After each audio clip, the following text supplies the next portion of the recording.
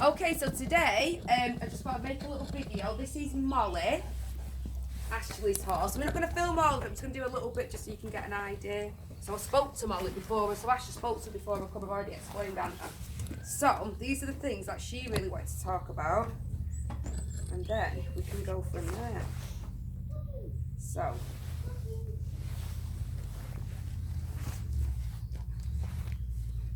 the first thing that I do is you have to feel from your heart and speak to them from your heart. So the first thing I do is like I'll just get dead neutral, and then I invite them into my heart. And it was so sweet. She was like shy, and she was like, I don't know. Was it? And I was like, so basically I said, and her energy is just like so sweet but unsure. So we invited her in, and I said it's all right. So and when they're chewing as well, that's a sign of relaxation. So what you often get is when you speak to them, it's almost like a weight off the shoulders because now they've shared whatever it was they wanted to say. I know. So when I invited her in, she came in like dead sheepish like that, and I put my arms around her and we just hugged for ages, which was just so cute. And then she went straight to you. She was showing me, so looking at you, she was showing me a kissing you. And she says that her relationship with you and the love that you share is one of the most important things in her whole life. Is that funny? She says she's lying. That's why I'm laughing. No, I'm not. Yeah, she was like so passionate about that. She's like, this is all I've ever wanted. And she's just, it was just, yeah. I don't get that from her. I feel like she's very scared of me, very timid around me. Well, especially the last few weeks. Last few weeks. All right. Well, we'll ask her why she's been like that. But that's what she says. Yeah. But I did get that kind of a really unsureness about her. She's unsure of everything. Yeah. And it's like she needs the person to be her backbone, to say it's okay, you can do this. Even to just walk up to me, it's all right, come and see me, kind of thing. Yeah. I actually noticed that when I came up, so she was like that a little bit, weren't she? Was, yeah. And I'm quite surprised because I've never even really stroked Molly before, but I just expected to be dead confident because she's like a big horse, and I was quite surprised actually. And then she wanted to show me around here, so she walked down that way, down that little path, and then she showed me the paddock, and then she briefly showed me the fields, and then she showed me riding down the lane.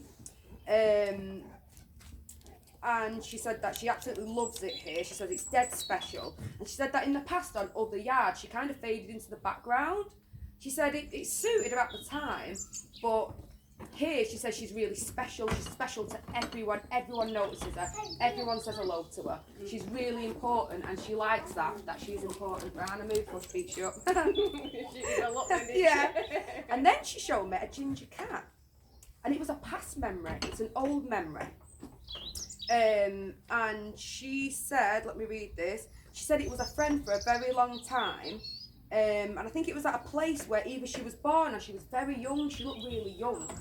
In the images that she was showing me. And I don't know if you're in touch with the people who had her when she was a baby, but she wants to know how the cat is. No, I don't know. No. I know not a lot about it. Right. So, which is sad. But. So Molly, she doesn't know about the cat. Yeah. She's asking, can you get a cat up here? Speak to Katie about that one.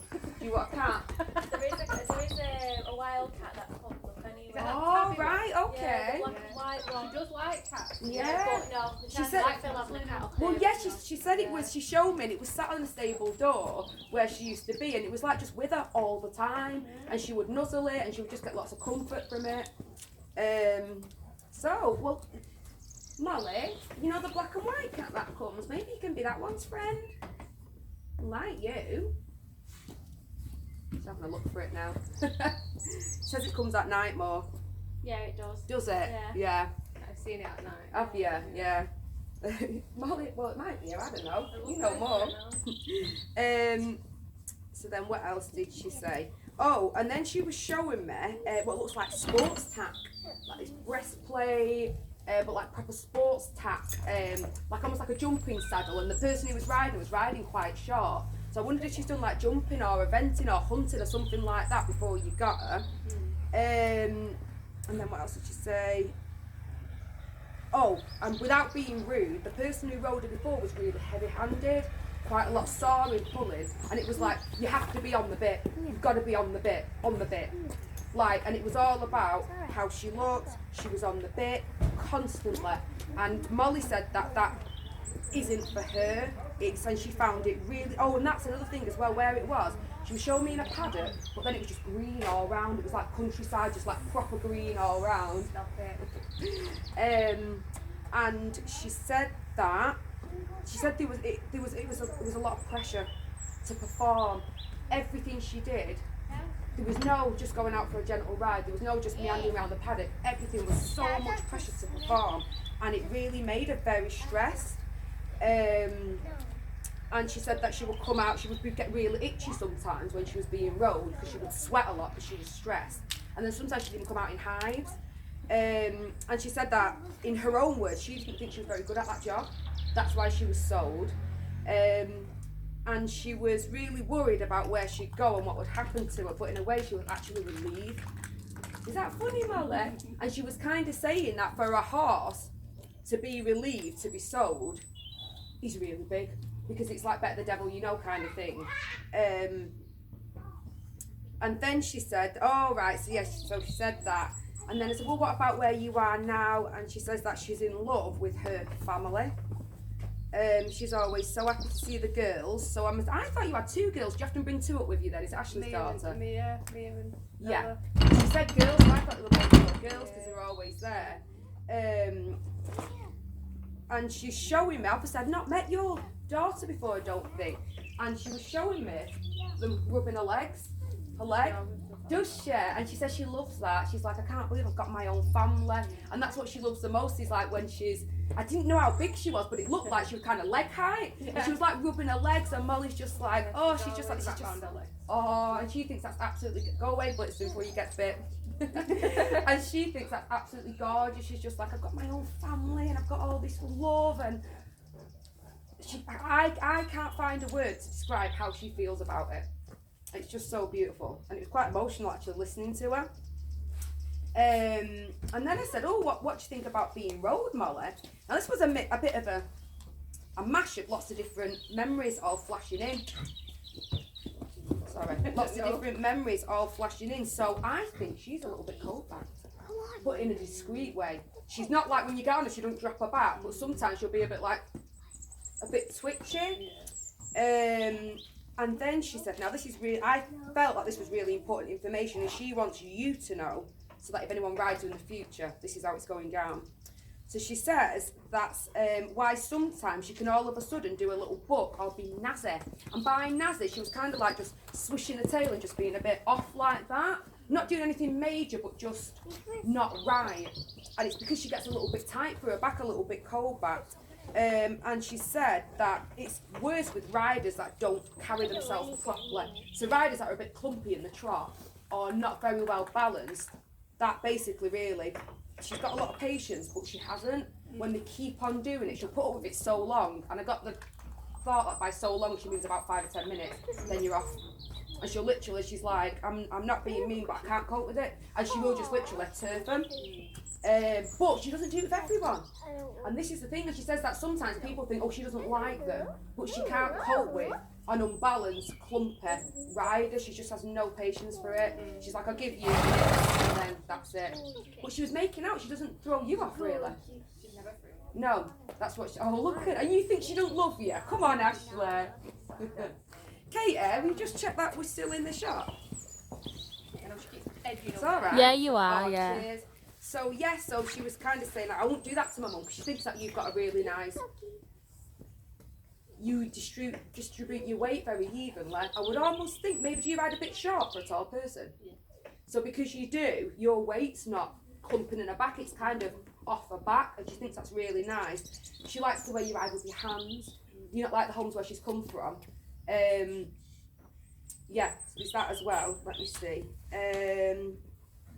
Oh, and then I just did a quick, she kept saying throughout this reading, just come up, just come up, just come up. She wanted me to be here, because often I spend a lot of time away from them doing the reading, but she wanted, and horses prefer that, but she wanted you to be really in on all this. She wanted you to give your opinion and feedback. I'm going to send you all this information as well, by the way.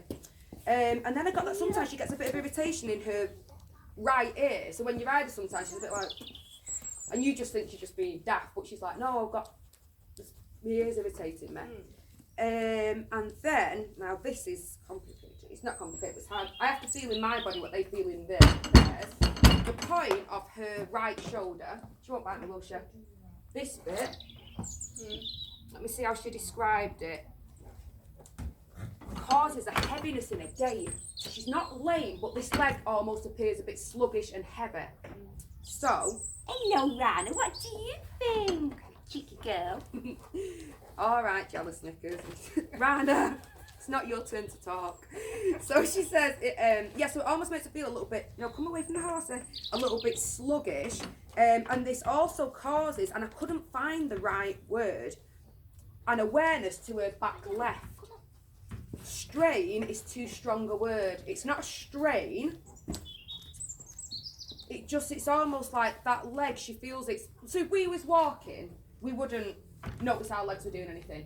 We wouldn't feel them really, would we? We'd be thinking about something else. She's aware of that leg, like it's a little bit, I wonder if she's got therapins or anything on that leg. No, she's got a therapin, actually, no wingers. So, well, a tiny one. So it's almost like this leg's just a bit harder, she's more aware of it. Like I said, strain is too much of a strong word, but that's as close as I could get. Oh yeah, and it was just a note to myself to bring the crystal to try and pinpoint what exactly it was. So do you want to talk about some of the things that she's talked about?